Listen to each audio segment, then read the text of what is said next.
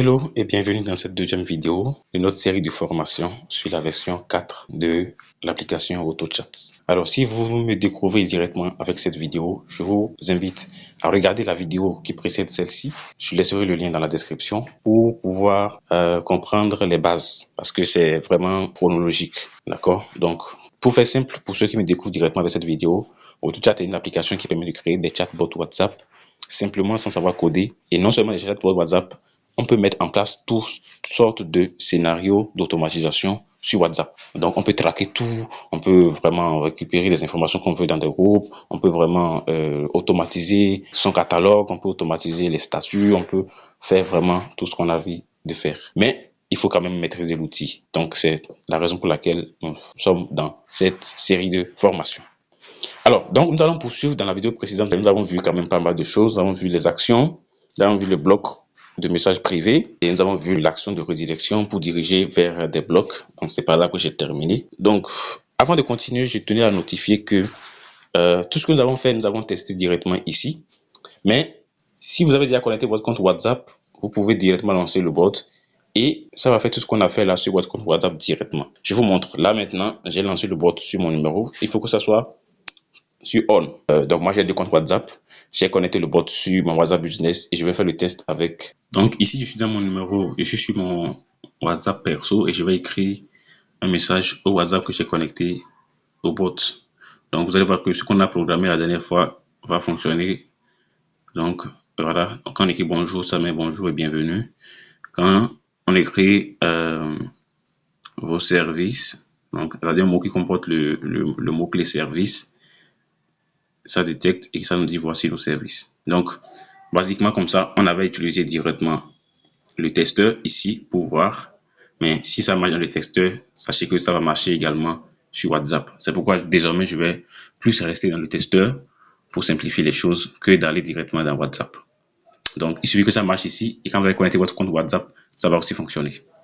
Parfait. Donc ici, dans cette vidéo, ce que nous allons voir, c'est faire un petit projet, d'accord, ensemble. Donc ici, nous allons utiliser l'action menu.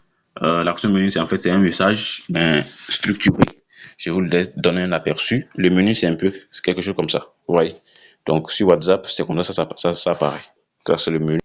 Donc ce que je vais faire, je vais dans nouveau message privé. C'est-à-dire lorsque je reçois un message, je vais dire d'abord la personne. Donc je vais d'abord lui envoyer un message simple et dire bonjour et bienvenue sur notre boutique.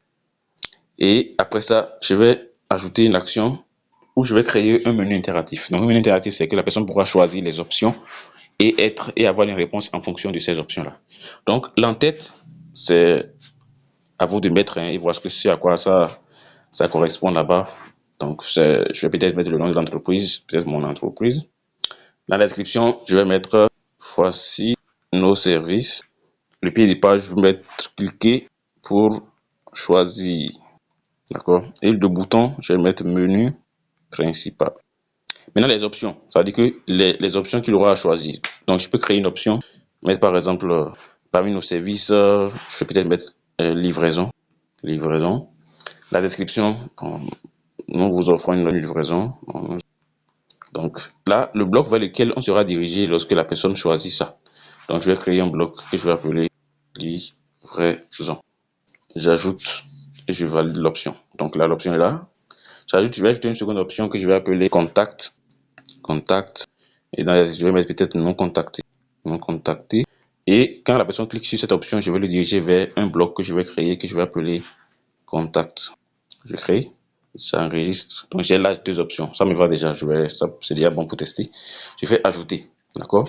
Donc là, on va envoyer un message à la personne et après ça, on va lui envoyer un menu où il pourra choisir. Donc j'enregistre.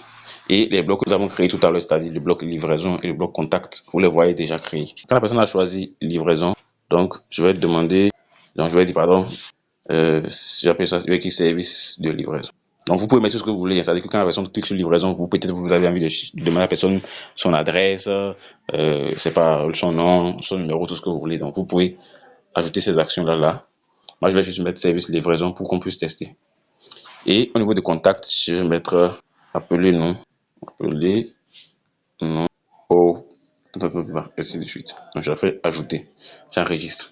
Testons notre bot, vous allez voir à quoi ça ressemble. Si quelqu'un vient il nous écrit bonjour, on lui met le premier message, ça dit bonjour et bienvenue sur notre boutique. Et en même temps, on lui propose un menu interactif, d'accord, où il peut choisir. Donc, je clique. Donc, vous voyez les deux options qu'on a mis. Si la personne clique sur livraison, il reçoit le message qu'on a mis dans le bloc livraison. Par contre, s'il choisit sur contact, il reçoit le message de contact. Testons ça sur WhatsApp, vous allez voir, parce que ici, dans les testeurs, c'est pas peut-être très designé, mais dans WhatsApp, vous allez voir à quoi ça ressemble. Si la personne m'écrit par exemple bonjour, on va dire quoi? On répond bonjour et bienvenue sur notre boutique et on affiche le menu interactif, d'accord? Et il pourra cliquer et choisir si c'est une livraison ou si c'est contact. En fonction de ce qu'il choisit, on pourrait avoir la réponse qu'il faut. Donc, l'objectif pour moi n'est pas vraiment de mettre des messages complexes dedans, mais juste que vous puissiez comprendre comment le menu principal fonctionne. Bien, ça, donc nous avons vu comment est-ce qu'on crée un menu interactif et comment est-ce qu'on dirige la personne en fonction de ce qu'elle a cliqué sur le menu. Passons à une autre étape. Nous allons voir maintenant une autre action. Donc, je vais d'abord enlever tout ceci parce que ça ne m'intéresse plus. Passons à une autre action qu'on appelle la saisie utilisateur. En fait, l'action saisie utilisateur, c'est un formulaire en fait, d'accord, où que tu envoies à la personne. Bon, quand il dit formulaire, n'entendez pas formulaire, une question, d'accord, une question que tu envoies à la personne dans le but de récupérer une réponse avant de continuer. Et tant que la personne n'a pas donné cette information-là, on ne passe pas, d'accord. Donc, faisons un exemple très simple. On va demander à la personne, entrez votre nom, entrez votre nom. Le type de données, c'est l'information que je vais récupérer, c'est quoi? Est-ce que c'est un test? Est-ce que c'est un nombre? Est-ce que c'est un email? Est-ce que c'est pas peut-être un fichier? Tout ça. Donc, je peux dire le type d'information que je veux. Bon, pour moi, ici, le nom, c'est généralement sous forme de test. Et l'erreur, lorsque la saisie est incorrecte, donc quand la personne saisit quelque chose qui n'est pas correct, qui ne respecte pas le format que nous voulons, on lui affiche une erreur. Et la commande pour passer.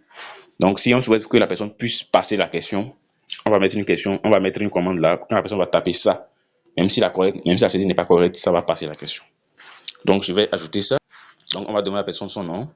Ensuite, on va lui demander peut-être entrez votre âge. Entrez votre âge. D'accord? Et cette fois-ci, l'âge, c'est un nombre.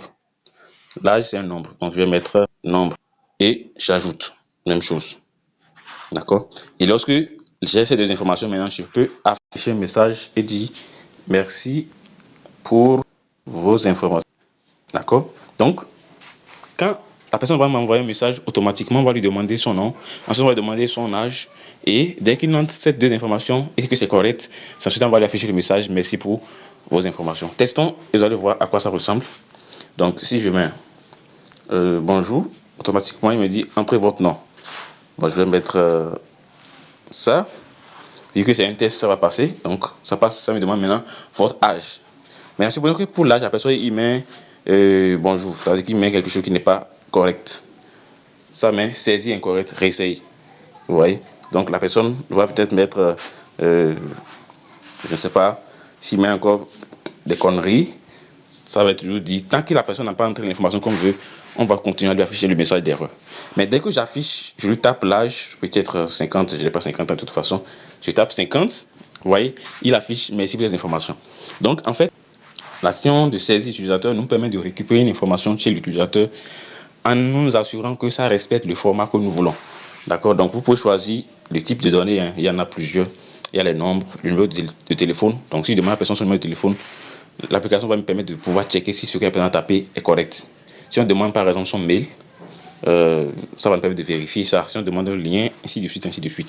Maintenant, lorsque tout ce qui est là ne correspond pas à ce qu'on veut, on veut un format particulier. Par exemple, je veux que la personne entre l'idée, c'est pas de la transaction. Et que je sais que l'idée de la transaction doit commencer par peut-être AINX et finir par DZ par exemple. Comme je n'ai pas ces options-là, je peux utiliser ce qu'on appelle les expressions régulières.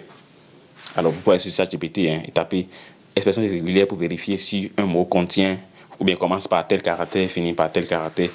Et ChatGPT va vous générer l'expression régulière, vous copiez, vous collez ça là. Et comme ça, le bot va pouvoir vérifier ce type de format d'information que vous voulez récupérer.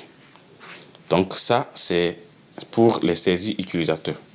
Maintenant, on pourrait se dire, ce que moi je veux, c'est pas juste poser les questions, mais pouvoir récupérer les réponses et pouvoir peut-être faire d'autres actions avec. Bien sûr, c'est possible en utilisant ce qu'on appelle les variables. D'accord? Les variables nous permettent de récupérer et d'enregistrer des informations qui seront persistantes et qu'on pourra réutiliser après. Donc, supposons par exemple que la personne, je lui demande son nom, il me donne le nom, je vais enregistrer le nom dans la variable. Regardez qu'il y a deux types de variables, les variables utilisateurs et les variables bot. Pour le moment, je ne vais pas vous donner de différence sur les types parce que ça va être trop compliqué. Donc, le nom de la variable, moi j'appelle ça nom pour dire le nom de la personne. Et la valeur, ce sera ce qu'il a saisi. Souvenez-vous, dans la vidéo précédente, on a dit que ce que la personne saisit se trouve dans une variable qui s'appelle, on a déjà vu cette variable-là, qui s'appelle message.